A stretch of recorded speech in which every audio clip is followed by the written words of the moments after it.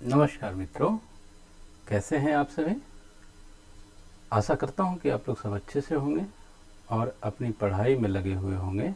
मैं डॉक्टर अंजनी कुमार सिन्हा फिर से एक बार आप लोगों का इस पॉलिटिकल मंत्रा के मंच पे स्वागत करता हूं।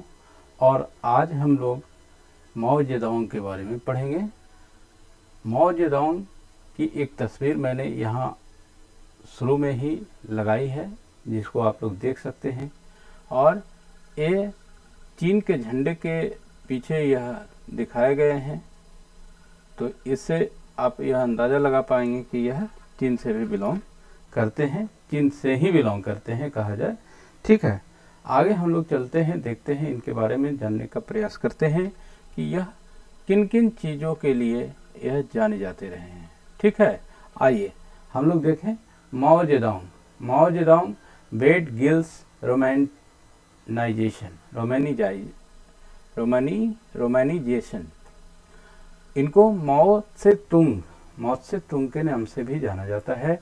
और वेट गिल्स रोमानिजेशन जो है, यह एक प्रकार का एक लैंग्वेज जो है, मॉडर्न लैंग्वेज एक था, जिसको वहाँ पर सिखाया जाता था, उससे यह संबंधित रहे हैं, वह सीखे भी हैं वो चीज़ को। ये आगे हम लोग देखें कि वॉन दिसंबर 26 दिसंबर को इनका जन्म होता है 1893 में। कहाँ होता है इनका जन्म? तो शाओशान नाम का एक जगह है हुनान प्रोविंस में। हुनान एक राज्य है जहाँ के एक शाओशान शहर में इनका जन्म होता है। और वह जो है डेथ करते हैं, वह दिन था 9 सितंबर 1976। आप ज़रा सा सोचिए कि उस समय भारत के अगर दशा और दिशा की हम लोग अगर बात करेंगे तो आपको रिलेट इससे कर पाएंगे कि उस समय जो है कांग्रेस की स्थिति काफ़ी जो है ख़राब होती जा रही थी। और इसके एक साल बाद ही जो है वह पहली गैर कांग्रेसी सरकार सेंट्रल में हम लोग देखे थे, है ना। तो यहाँ पर इस प्रकार से जो है चीज़ें को रिलेट कर करके आप जब पढ़ेंगे या समझने का प्रयास करेंगे तो आपको कई चीज़ें जो है वह लंबे समय तक याद रहेगी। ठीक है, और यह कहाँ डेट करते हैं? बीजिंग में डेट करते हैं। ठीक है, आगे हम लोग देखें कि वो प्रिंसिपल चाइनीज मार्क्सिस्ट थ्योरिस्ट थे। वह जो है क्या थे? प्रधान चीनी मार्क्सवादी सिद्धांतकार थे। एक सोल्जर थे, सोल्जर यानी कि उन्होंने सेना में भी काम किया। और statesman who led the country's communist revolution. देश में कम्युनिस्ट पार्टी के द्वारा जो रिवॉल्यूशन चलाया गया उसके वह प्रधान के रूप में भी जाने जाते हैं। ठीक है, Mao was the leader of the Chinese communist party. वह सीसीपी, जिसको फुल फॉर्म हम लोग जानेंगे, चाइनीज कम्युनिस्ट पार्टी, जो 1935 से टिल डेथ, जब उनकी डेथ होती है यानी कि 1976 तक जो है वह उसके चेयरमैन रहते हैं।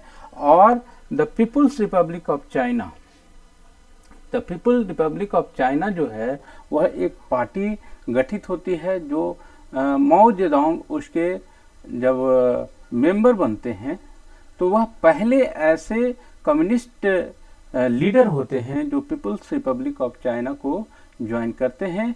और from 1949 to 1959 and chairman of the party also until the death. वह इसके भी जो है वह सदस्य रहते हैं। ठीक है, and chairman of the party also until his death. अपने जो डेथ होता है उस समय तक ये उसके अध्यक्ष भी बने रहते हैं। ठीक है, आगे हम लोग थोड़ा सा देख लें कि Mao Zedong was a Marxist theorist.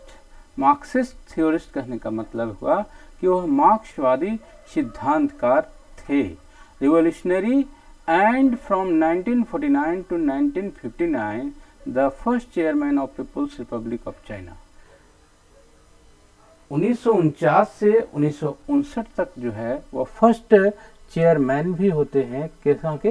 People's republic of China के।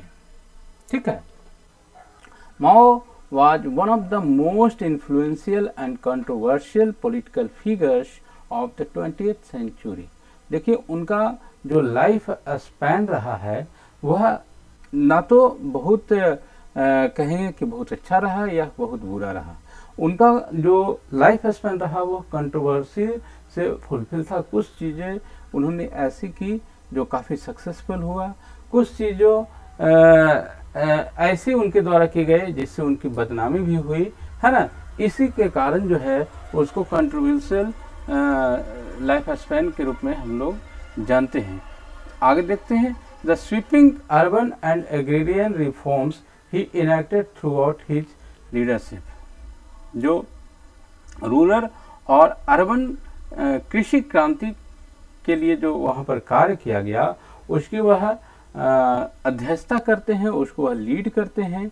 और फर्स्ट 5 ईयर प्लान, देखिए यहाँ पर यह डेट जो है ज़रूर याद रखेंगे कि फर्स्ट 5 ईयर प्लान जो है वह 1953 से 1957 तक चलता है और इसका जो है लीड किए थे वह माओ जेडोंग ही किए थे। उसके बाद जो है the great leap forward, the great leap forward जो है वह 2 साल का प्लान था और 1958 से 1960 तक यह चला था। उसकी भी जो है अध्यक्षता लीड करने का काम जो है वह माओ जेडोंग के द्वारा किया गया था। उसके बाद जो है वह कल्चरल रिवॉल्यूशन की भी बात करते हैं और यह 1966 से 1976 तक चलता है, जो often had disasters consequence for China's people and economy.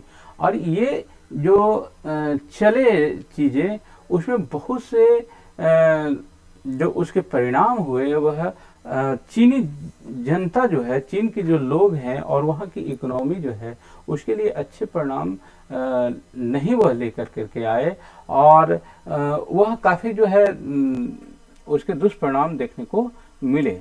ठीक है, Mao ultimately resorted to increasingly authoritarian tactics to maintain principal control over the trajectory of his country.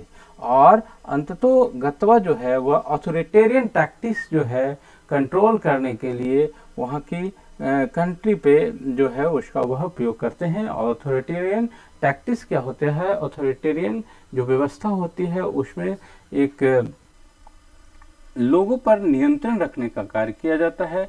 वहाँ के लोगों को जो है वह स्वतंत्रता नाम की चीज़ जो है उपलब्ध नहीं होती है। ठीक है, उसी की यहाँ पर हिंदी जो है वह कर दी गई है ताकि जो है उसको पढ़ के समझा जा सके। आगे देखते हैं कि व्हाट इज माओइज्म। यहाँ से प्रश्न बन सकता है, माओइज्म पूछा जा सकता है इंटरव्यू वगैरह में भी और आपको परीक्षा यूजीसी नेट के लिए भी यहाँ से प्रश्न बन सकता है। और इसको हम लोग जानने का प्रयास करते हैं कि Maoism is the doctrine formulated bye Mao Zedong and his associates. अब इज़म जो यहाँ पर लगा हुआ शब्द है उसको आप थोड़ा सा देख लीजिए। इज़म जहाँ पर भी चीज़ें आती है उसको एक आइडियोलॉजी के साथ जोड़ करके देखा जाता है। एक आइडियोलॉजी ही होता है जिसको हिंदी में विचारधारा बोलते हैं।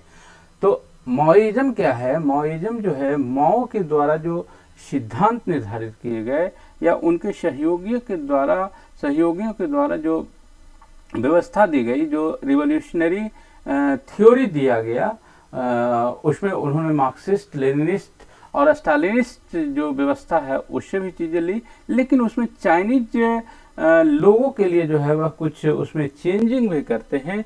इसी को जो है माओइज्म के नाम से जाना जाता है। और Maoism departed from other stands of Marxism in the understanding of peasantry. किसान के लिए जो है वह जोड़ कर करके जो ये रिवॉल्यूशन होता है, जो रिवॉल्यूशनरी जो थ्योरी है उनकी, वह उसको पीजेंट्री से जोड़ करके देखते हैं। Not as a class of incapable of achieving political consciousness.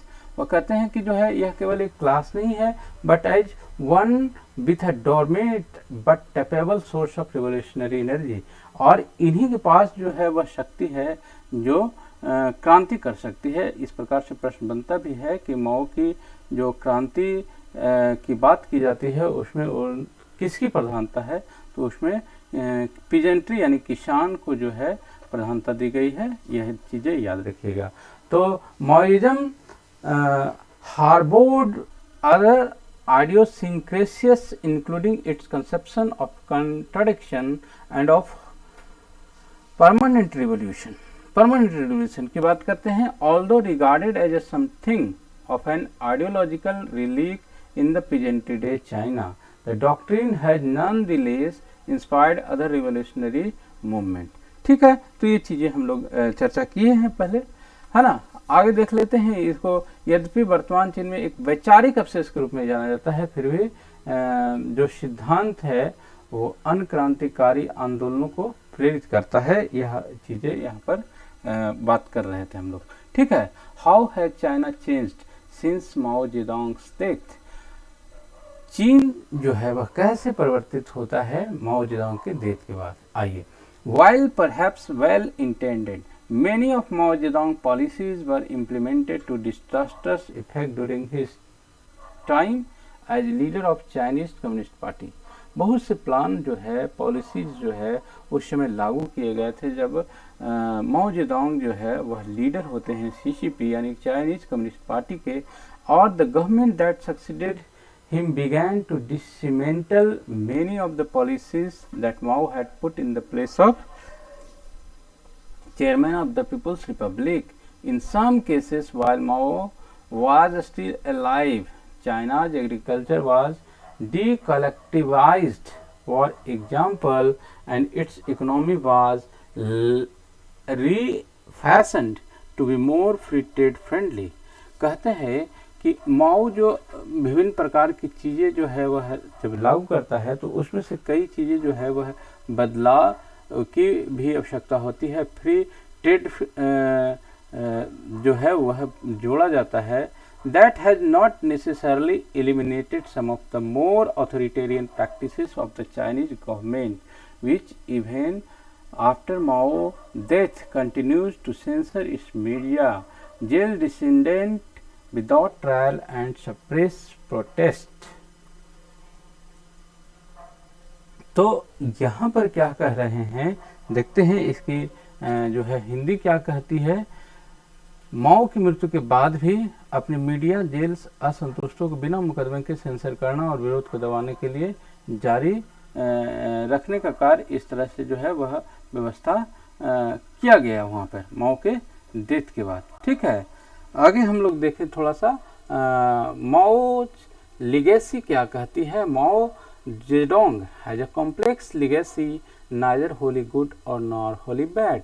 यह चीज़ हम लोग पहले में भी बात किए हैं कि उनकी लिगेसी जो है ना तो बहुत अच्छी रही और ना ही जो है वह बहुत कंप्लीट रूप से, बहुत नहीं कहिए पूर्ण रूप से बहुत अच्छी भी नहीं रही और पूर्ण रूप से बहुत खराब भी नहीं रही। ऑन द वन हैंड माओ, एक तरफ जो है माओ रिवॉल्यूशन अचीव चाइना सॉवरेनिटी, उनका जो रिवॉल्यूशन चलाया गया था उससे चाइना को सॉवरेनिता संप्रभुता प्राप्त हुई। And his land reform bequeathed land to a formerly landless peasantry. जो भूमिहीन किसान थे उनको जमीन भी जो है वह प्राप्त कराया गया। ऑन द अदर हैंड, दूसरी तरफ जो है Mao ran an authoritarian government that quashed dissidents and caused year of terrors, suffering and famine for its people। दूसरी तरफ माओ जो है वो अथॉरिटेरियन गवर्नमेंट की व्यवस्था करते हैं जो एक टेरर के रूप में, जो है एक अव्यवस्था के रूप में वहाँ पर लोगों को झेलना पड़ा। फैमाइन वहाँ पर इस तरह की चीज़ें आई, सूखा पड़ा और गवर्नमेंट जो है वह उनके कार्यों में सहयोग नहीं कर सकी।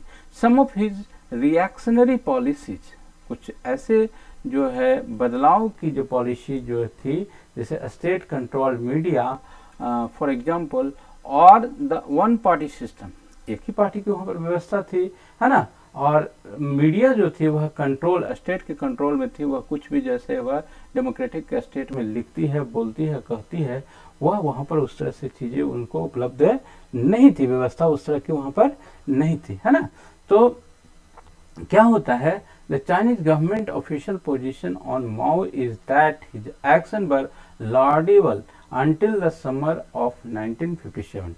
1957 तक जो है वह उनकी इस प्रकार की स्थिति की कि उनके कार्यों के कोई अड़ंगा जो है डालने का कार्य नहीं कर सकता था, और उनको जो है वह बहुत एक परेशानी होती थी किसी को जो है उनके विरोध में खड़ा होने की। ठीक है, उसी की हिंदी है यहाँ पे। आगे हम लोग देखते हैं कि माओ जेडोंग जो है उनकी फैमिली किस प्रकार से जो है वह बिलोंग करती रही है, उसको थोड़ा सा हम लोग देख लें कि Mao Zedong was born in 1893 to a peasant family. ये हम लोग पहले भी चर्चा किए थे कि पीजेंट फैमिली, किसान परिवार में उनका जन्म होता है। और क्या होता है थोड़ा सा देख ले। He left his family's farm at age 16 to pursue his education. देखिए यहाँ पर मैं थोड़ा सा आपको बता दूं कि वह जो है घर को जो है छोड़ देते हैं सिर्फ अपनी पढ़ाई के लिए नहीं, बल्कि 13 वर्ष की ही अवस्था में जो है उनको पढ़ने के लिए भी कहा जाता है, और पिताजी के द्वारा जो है उनको फोर्सफुली जो है शादी करने के लिए कहा जाता है, जो उसको वह एक्सेप्ट नहीं करते हैं, और वहाँ से वह जो है भाग जाते हैं, घर छोड़ देते हैं हायर स्टडीज़ के लिए कि नहीं हमको पढ़ना है। और उसी की पढ़ाई के क्रम में जो ही है वह अबंडनिंग एंड अरेंज मैरिज, देखिए यहाँ पर लिखा हुआ भी है कि एक जो है अरेंज मैरिज की व्यवस्था जब उनके पिताजी करते हैं, लेकिन वह उसको छोड़ देते हैं। इन 1920 ही मैरिड यांग काई हुई। 1920 में जो है वह किससे शादी करते हैं? देखिए वो तीन शादी की हैं, याद रखिएगा। वह हालांकि ये प्रश्न आएगा नहीं, फिर भी वह पहली शादी जो है 1920 में यांग काई हुई से करते हैं, who was later killed during Chinese civil war. जो है चाइनीज सिविल वार जो होता है उसमें उनकी डेथ हो जाती है। ठीक है, खैर उसके बाद क्या होता है, शॉर्टली आफ्टर वाट, थोड़े समय के बाद माओ मैरिड हे जीजेन नाम की एक महिला से वह फिर से जो है दोबारा शादी करते हैं with whom he had already been living for several years. और उस महिला के साथ वह बहुत दिनों से पहले से भी जो है वह रह रहे थे। She accompanied him on the long march. Long march कब होता है? 1934 से 1935 तक। यह ईयर मिलाने के लिए भी आता है, यह आया भी है परीक्षा में कि लॉन्ग मार्च जो है कब से कब तक ये चीज़ें चली है। तो उस लॉन्ग मार्च में वह महिला जो होती है ही जिजेन जो है वह उनके साथ रहती है वाइल प्रेग्नेंट। वह प्रेग्नेंट होते हुए भी जो है उस समय वह उनके साथ रहती है, माओ के साथ। And ordeal for which she was celebrated, और वह किसी चीज़ की नज़ाकत को समझती थी। Nonetheless in 1939 Mao divorced her. अब पता नहीं क्या हुआ, माओ उनको जो है डाइवोर्स दे देता है। हालांकि उसके पहले जो है उनको उससे 2 बच्चे भी होते हैं, 2 लड़का भी उनको से ये होता है। खैर ये सब चीज़ें जानने का कोई मतलब नहीं है, लेकिन खैर कभी कभी इस तरह की चीज़ें जब आदमी पढ़े हुए रहता है तो चीज़ें चर्चा में आ जाती है। Mao divorce her and married the movie star Jiang Qing जो है वह फिर से एक शादी करते हैं जियांग किंग नाम की महिला से, who later wielded a sizeable amount of power during the culture revolution. और कल्चर रिवोल्यूशन के समय में जो है वह काफ़ी पावर जो है प्राप्त करती है। ठीक है, तो ये कुछ चीज़ें थी। लास्ट में हम लोग जो है वह माओ की कुछ इम्पॉर्टेंट बुक्स जो है उसको देख लेते हैं। इससे आपको मिलान करने के लिए भी या ऐसे भी जो है प्रश्न पूछा जा सकता है। तो पहली बुक जो है वह हमेशा क्रोनोलॉजिकल ऑर्डर में करके ही आपको देता हूँ, और इसको हम लोग देख लें थोड़ा सा। On practice and contradiction. देखिए ऑन प्रैक्टिस एंड कंट्राडिक्शन जो है वह 1937 में उनकी बुक आई है। और दूसरी बुक जो है उनकी ऑन न्यू डेमोक्रेसी भी करके यह बुक आपसे पूछी जा सकती है। New democracy, on new democracy 1940 में यह चीज़ें आई हैं। पीपुल्स डेमोक्रेटिक डिक्टेटरशिप 1949 में यह चीज़ें आई हैं। और ऑन कंट्राडिक्शन 1952 में यह बुक आई है। तो 4 बुक है, चारों का नाम और चारों का ईयर आपको याद होना चाहिए। और इससे प्रश्न बनता है तो यहीं से भी सारा पूछा जा सकता है, या कहीं किसी दूसरे प्रश्न में भी मैथ्स में करने में जो है ये प्रश्न आपसे पूछा जा सकता है। इम्पोर्टेंट है, 1-2 प्रश्न इससे परीक्षाओं में पूछे जाते रहे हैं। ठीक है, तो यही थी आज की क्लास। आई होप कि ये सारी चीज़ें आपको अच्छी लग रही होगी, आप इससे लाभ उठा रहे होंगे। अगर वीडियो आपको अच्छा लग रहा है तो आप इसे अपने मित्रों तक, अपने दोस्तों तक इसे ज़रूर फॉरवर्ड करेंगे। चैनल को लाइक शेयर सब्सक्राइब करेंगे, कराएंगे, ताकि जो है हम भी इस दिशा में और कार्य करने के लिए उत्साहित हो सकें। मिलते हैं अगले वीडियो में, तब तक के लिए बाय।